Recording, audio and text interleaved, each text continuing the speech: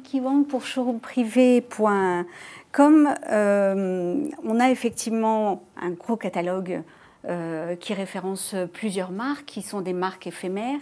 Et en parallèle, vous avez effectivement 17, vous m'avez corrigé tout à l'heure, 17 millions de membres. Pardon. Comment est-ce que vous réussissez à matcher ces informations-là et quel type de data vous en tirez pour aller justement servir une expérience plutôt digitale pour vous en tant que pure player? Alors, ce ne sont pas des marques éphémères, ce sont des campagnes de vente qui sont éphémères. Les marques sont bien des grandes marques. Des grandes marques, on est d'accord. Nous, on préfère parler de smart data, évidemment, puisque la data ou le big data existe depuis un certain temps. C'est un peu la magie du digital, contrairement au magasin. Mais en réalité, on a à peu près les mêmes logiques, les mêmes mécaniques. Et donc, la data nous sert à finalement répondre à la majorité de nos enjeux à tous. C'est évidemment, on recherche l'expérience utilisateur, l'expérience client, qui, forcément, un client satisfait, amène de la fidélisation, amène beaucoup de bouche à oreille.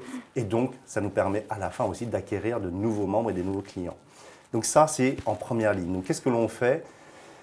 Et en fait, c'est relativement simple. C'est-à-dire que beaucoup de data ne sert à rien si on ne sait pas quoi en faire. La première chose qui sert, je vous ai dit, le premier point qui sert nos marques, lorsqu'on a un historique et qu'on a fait une campagne de vente pendant 7 jours, on regarde d'abord le comportement d'achat de nos consommateurs sur ces marques-là.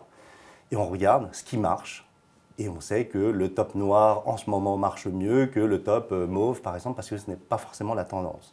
On est capable aussi de dire à une marque, non, vous êtes gentil, mais vendre des leggings, vous en mettez 1000, nous ne sommes pas des magiciens, on ne peut pas vendre ça, ou en tout cas, on va en vendre 20.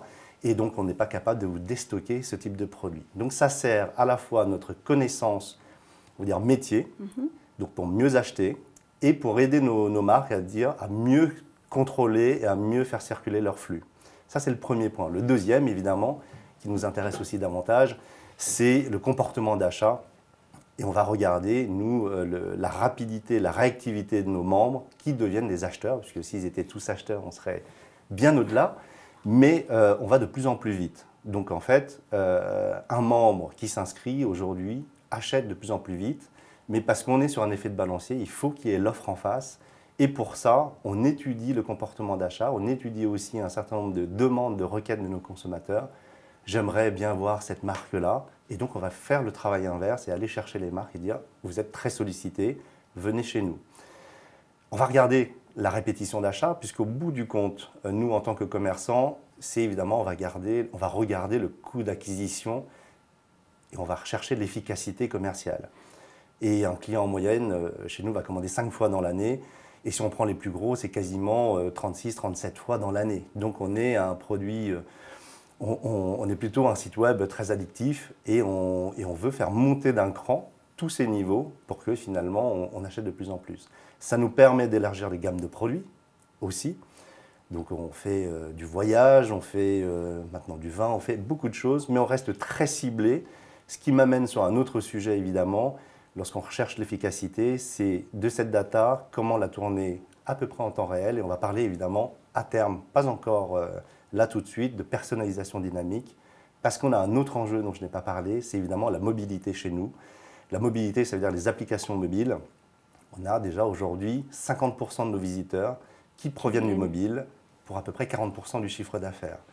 Ça s'explique probablement par le modèle économique de notre showroom privé, puisqu'on est dans la pénurie de stock et lorsqu'on est intéressé par une marque, il faut être là à l'ouverture de la vente, sinon potentiellement il n'y a plus la taille, plus la couleur souhaitée.